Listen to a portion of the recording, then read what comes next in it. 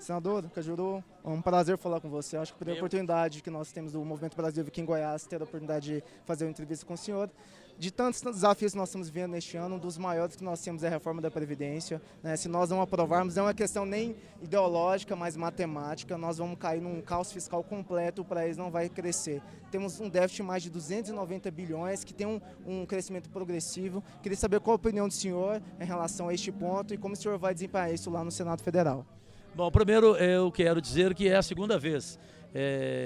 Mês passado, três integrantes do MBL, Dudu lembra, foram lá no gabinete, né, Dudu? O MBL Nacional. O MBL Nacional fez uma entrevista de 56 minutos comigo. Aliás, não cortou nada, o que é muito difícil.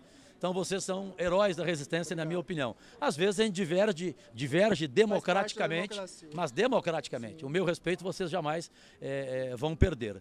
Então eu penso que é o seguinte, que a reforma da Previdência, um parlamentar, ele primeiro tem que se preparar para entender o que você acabou de falar.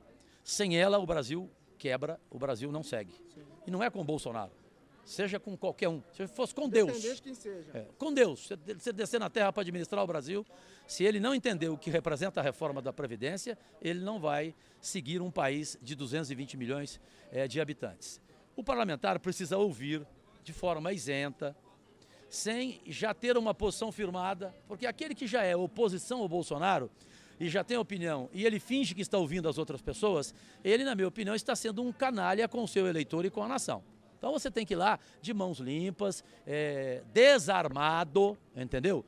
E ouve a opinião de pessoas contrárias, de pessoas favoráveis e conclua. Os pontos da reforma da Previdência são melhores ou são ruins? São melhores. Há mais pontos bons do que ruins. Você tem que ajustar a questão do trabalhador rural, das pessoas especiais, a questão da mulher. Você pode ajustar aqui? Pode, porque o ministro Paulo Guedes, você pode falar o que você quiser dele, mas não há homem mais preparado neste país. Ele montou uma equipe que é uma seleção brasileira, em todos os sentidos, em todos os níveis.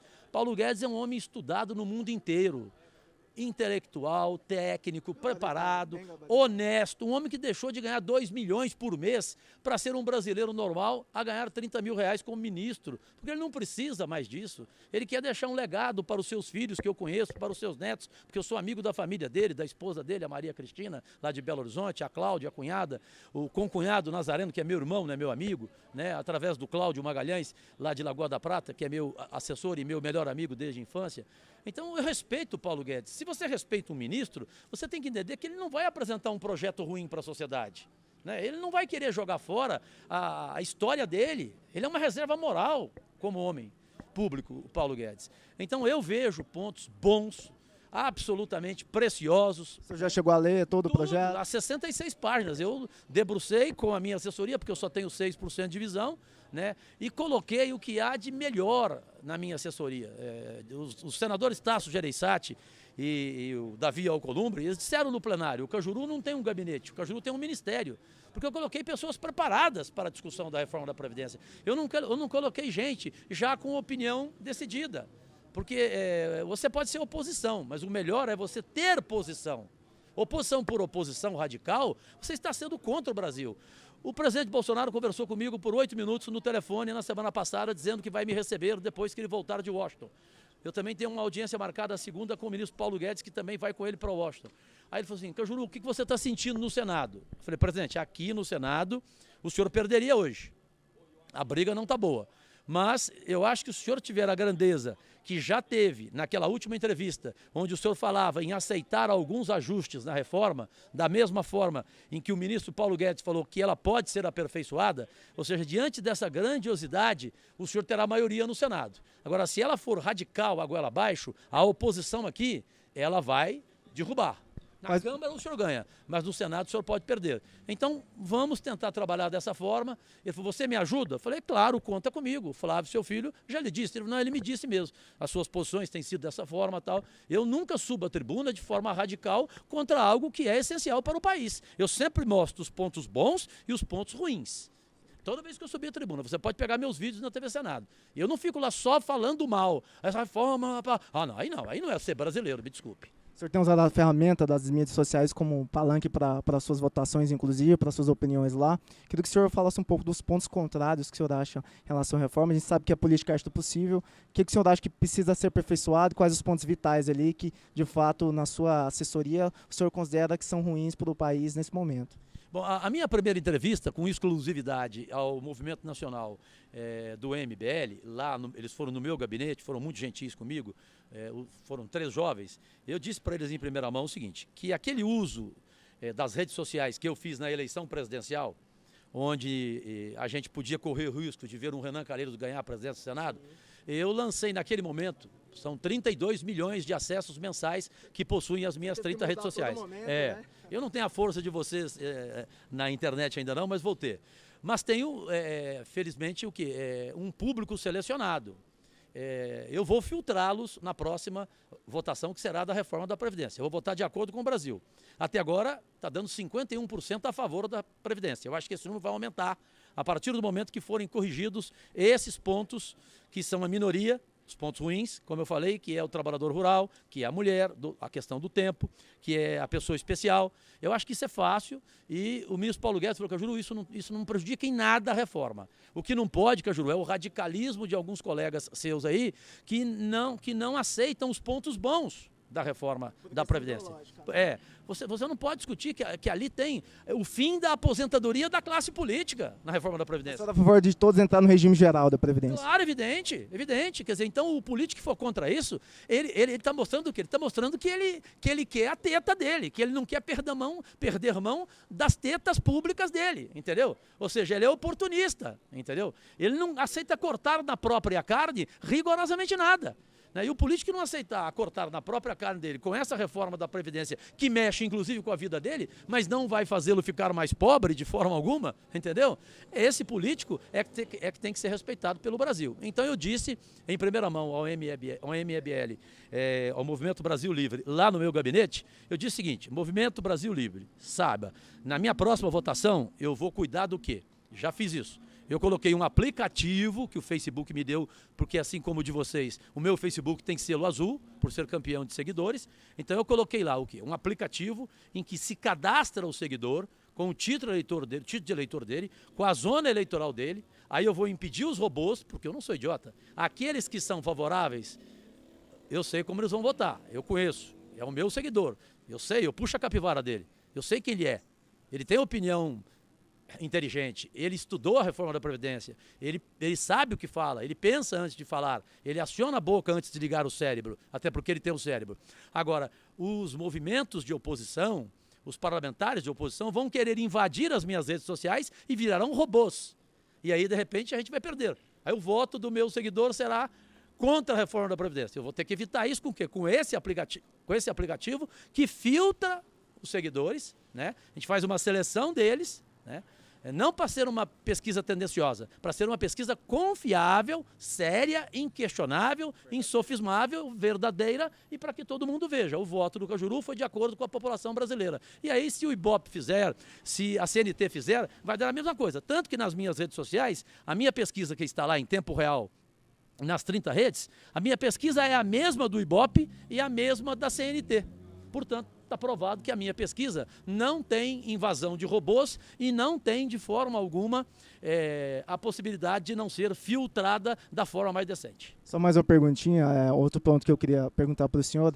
Nessa guerra de narrativas que a gente tem entre esquerda e direita, por a questão ideológica, o senhor acha que o governo tem falhado na comunicação da reforma da Previdência? Haja vista que grande parte da população ainda não tem um conhecimento do que ela é, como funciona. Você acha que para a população geral ainda o governo precisa trabalhar melhor isso? Acho que isso vai influenciar? Sabe o que eu disse ao presidente Bolsonaro? Vou te dar em primeira mão. Depois pergunte a ele se ele morreu de rir. Eu falei, presidente, porque eu tive uma alegria muito grande, eu fiquei emocionado, porque a esposa dele é uma mulher muito sensível, inteligente, é uma mulher de Deus, a Michele Bolsonaro. E eu fui lá fazer um pedido a ela, pessoal, junto com o general Mourão, na semana passada, em função de que ela apoiou demais o meu projeto de lei do diabetes para espalhá-lo de Goiás para todo o Brasil. Você viu que eu divulguei isso nas redes e agradeci a ela. Eu sei disso. E agradeci a ela. E convidei para ela vir aqui no próximo dia 29, que é uma sexta-feira. Ela virá aqui junto com o General Mourão. Ela quer conhecer o Centro Diabético de Goiás, criado por mim, na Avenida Anhanguera, esquina com a Alameda das Rosas, que é em parceria com a HGG. E ela falou, Cajuru, se for tudo que o Mandetta disse a mim, o Mandetta é o ministro da Saúde, porque o Mandetta veio aqui ver junto com o Ronaldo Caiado. Aí ele foi lá ver, ele ficou impressionado. Ele falou, Cajuru, tem que ser esse Centro de Diabetes, sem tirar, sem pôr, em qualquer capital brasileira. Manter o padrão do mesmo jeito. Lá tem 4 podólogos, tem 12 médicos, já foram feitas mais de 423 cirurgias. Então atende a um diabético que está com a unha encravada, porque a unha encravada pode levar à amputação do pé. Né? Então eu fiquei feliz. Ela vem a Goiânia, a primeira-dama, ela está defendendo o meu projeto, que já foi aprovado por unanimidade no Senado e que agora vai imediatamente para a Câmara. Então pode ser nesse ano ainda uma vitória, não minha, mas uma vitória principalmente da primeira-dama, do vice-presidente Mourão, que eles me ajudaram muito para que no Senado fosse votado imediatamente e para que a Câmara vote. Aí em primeira mão eu te digo, eu disse, presidente, Bolsonaro, hoje, a sua melhor assessoria de comunicação, sabe qual é que é? Ele falou, qual? Eu falei, as redes sociais. Né? Vocês, do MBL. Então, por quê? Porque eu fiz uma crítica construtiva a ele. Falei, presidente, a sua assessoria tem que comunicar melhor com a nação brasileira no que tange a reforma da Previdência. Não adianta um jornalista de um telejornal apoiar as redes sociais, né? A reforma da Previdência. É importante, presidente, que o senhor coloque pessoas preparadas, pessoas que o Brasil respeita, em todos os níveis, desde o trabalhador até o mais intelectual, né? Essas pessoas que devem comunicar com a nação, porque elas não estão entendendo ainda o que é importante e fundamental essa reforma essencial da Previdência. E aí elas ficam ouvindo só aqueles que são contra e que estão conseguindo comunicar melhor do que a assessoria de comunicação do presidente. Eu creio que vocês do MBL concordam comigo, não? Outro ponto também, só para acrescentar, quais os projetos que o senhor tem para Goiás, além desse Centro de Diabetes, que é algo muito salutar, e qual a sua relação hoje com o governo Caiado, como o senhor está trabalhando nesse aspecto, e se puder, em primeira mão, apresentar um projeto aí para Goiás que seja bom para a gente divulgar isso. Então, acho que quais as novas perspectivas aí que o senhor tem para o nosso estado? Bom, primeiro eu queria convidá-los, assim que puderem, por fineza, entrem no facebook.com/senador Cajuru, lá vocês vão ter, e poderão em primeira mão também, de enviar aos milhões de seguidores de vocês do MBL os 268 projetos de lei que eu já tenho. Não tem o próximo aí para entrar. Não tem nenhum outro senador com esse tanto de projetos. Projetos de qualidade, de conteúdo. Eu não tenho projeto de nome de rua, de data de comemoração, eu não tenho projeto do dia do Saci. Me ajuda aí, de praça, de ginásio. Meu primeiro, fim da reeleição, dando mais um ano, 5 anos. O presidente Bolsonaro concorda, inclusive. Tanto que na campanha ele falava que não queria reeleição. Do executivo. E do legislativo. Do legislativo eu vou pensar bem para propor apenas mais uma reeleição e chega. Só uma. O presidente Bolsonaro, inclusive, tem a grande chance de não ir para a reeleição, mas de fazer o seu substituto e depois voltar. Ele era contra. Ele era contra, ele propagou para o Brasil inteiro. Então esse foi o meu primeiro projeto. Segundo, projeto de diabetes. Terceiro, eu já entrei agora, quinta-feira passada, com um projeto do meio ambiente, onde já consegui 42 milhões com a Embaixada do Reino Unido para a revitalização dos rios Araguaia e Tocantins. Então eu já entrei direto na questão política, reeleição, na saúde, diabetes e no meio ambiente, que são 3 causas fundamentais. É um tripé, né? Agora eu vou para os demais. Em relação ao Goiás, eu tenho no esporte, já que estamos aqui em frente ao campo do Goiás Esporte Clube, nós temos que recuperar o estádio de Serra Dourada. Essa semana eu vou entrar no Ministério da Infraestrutura. O Serra Dourada está morrendo, está acabado. Tanto que os 3 clubes de Goiânia não podem nem jogar lá. Então nós temos que recuperar, porque o Serra Dourada, ele é um patrimônio dos goianos. É um dos melhores estádios do Brasil, né? Quantas vezes que a seleção brasileira veio aqui jogar? Então esse é outro projeto meu. Entre tantos de segurança, entre tantos de educação, o Cristóvão Buarque, que vocês conhecem, é o meu assessor voluntário para projetos de educação e saúde, juntamente com a senadora Heloísa Helena, que, aliás, não aceita mais falar em política. Ela tomou ódio de política, ela só aceita falar em saúde. E ela já começou a trabalhar sexta-feira no meu gabinete, foi lá, amanhã vai entrar de manhã uma transmissão que eu fiz com ela, em que ela diz quais são os projetos dela para a área da saúde. Ela é professora da Universidade Federal, muito preparada, né, na saúde. Está comigo o professor Mulatinho, que eu não sei se vocês jovens se lembram dele. Ele foi secretário da Educação aqui em Goiás por 2 vezes com o governo Santilo. Ele foi reitor da Universidade Federal e foi ministro da Ação Social do governo Fernando Henrique Cardoso. Então, projetos Graças a Deus, eu tenho vários e vocês vão gostar. E não gostando, me critiquem e apontem mudanças no meu projeto. Cajuru, aceita essa opinião? É claro que eu aceito, eu sou aberto e eu não sou dono da verdade. A verdade é que é dona de mim. Quanto ao governador Ronaldo Caiado, é meu amigo pessoal há 35 anos, foi quem salvou a minha vida quando aqui quiseram me matar, amando de Marconi Perillo. E se não fosse ele, eu estaria em outro lugar do mundo agora. De João Willis, Márcio Tiboré, se autoexilando aí para outros países. Por favor, o meu masoquismo não chega tanto e eu ofereço a eles. O contrário do amor não é o ódio, é a defender lá em Paris. É a absoluta indiferença, o desprezo. Eu nem falo sobre essas figuras, né, que querem aparecer nesses momentos. Agora, eu agradeço a Deus por ele ter renunciado. Né? Eu acho que até Deus lá em cima está contente, está feliz. E quanto ao Ronaldo Caiado que você falou, por ser amigo dele não significa que eu vou bajulá-lo. Eu não sou homem de sabugice. Eu odeio sabugice. Aos marconistas, que na maioria são analfabetos, eu vou explicar para eles, porque eles nunca leram nem o Gibi, nem o Pequeno Príncipe. Sabugice é puxação de saco. Isso não é comigo. Eu não vou puxar o saco do Ronaldo. Ronaldo errou em relação ao mês de dezembro. Ele deveria primeiro pagar dezembro e convocar uma entrevista coletiva, dizer como ele pegou o Estado quebrado, o tanto que Marconi Perillo roubou e que ele precisava de, no mês de janeiro, pagar os servidores de forma escalonada. Ele teria a compreensão de todo o Estado de Goiás, os servidores iriam entender a boa intenção dele, porque ele é bem intencionado, Marconi sabe disso, isso dói no Marconi. Caiado não rouba e não deixa roubar. Entendeu? Então ele tem tudo para fazer um bom governo. Ele precisa melhorar o secretário dele, principalmente na área da comunicação, como você observou bem, quanto ao governo Bolsonaro. A área de comunicação dele é péssima. Então ele precisa ouvir mais gente e não se cercar de pessoas que não estão dando a ele as melhores orientações. Agora ele vai recuperar o mandato dele, ele fará uma grande administração e poderá ser até o próximo candidato do Bolsonaro à presidência da República. Só para a gente finalizar algumas outras perguntinhas, o senhor tem alavancado também a CP do Brumadinho, né? Salvo engano, o senhor também. Eu estou na Brumadinho. Isso, na Toga. Eu queria que o senhor falasse um pouco em relação ao Brumadinho, sobre privatizações, qual a opinião do senhor em relação a isso? Aqui em Goiânia a gente está agora privatizando a Metrobus e tantas outras. E, posteriormente, para o senhor comentar de forma breve, em abril vai ser votada também a questão da prisão de segunda instância novamente. Queria saber o que o senhor acha sobre isso. Primeiro, a gente está vendo toda a ditadura de Toga, todo esse ataque do STF, do ativismo judicial. Queria que o senhor fizesse um balanço assim resumido do que eu falei para a gente finalizar isso de uma forma bem bacana. Tá legal. Obrigado pelo espaço de novo. Bem, a todos e a todas que seguem o MBL. Na questão de Brumadinho, eu sou integrante dessa CPI, fui o primeiro a assiná-la, assim como fui o primeiro a assinar a CPI da Toga junto com o delegado Alessandro Vieira, que por sinal é um preparadíssimo senador. Brumadinho, nós temos que entrar de sola e de sola com todos os pés na empresa Vale, na assassina Vale, que foi vendida por 3 bilhões e hoje vale 350 bilhões. Veja bem, a Vale.